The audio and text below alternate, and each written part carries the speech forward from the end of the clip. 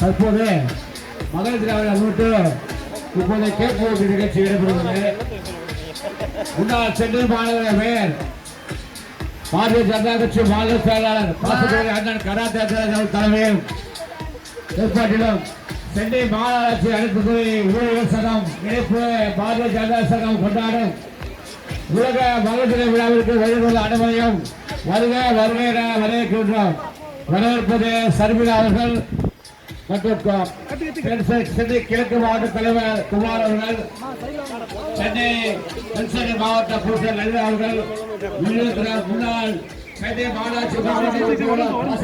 அச்சு சகோதரி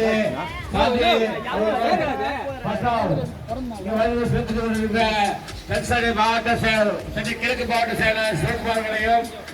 மற்றும் ராமச்சந்திரன் சட்டப்பேரவர் மன்ற தலைவர் ஸ்ரீநாத்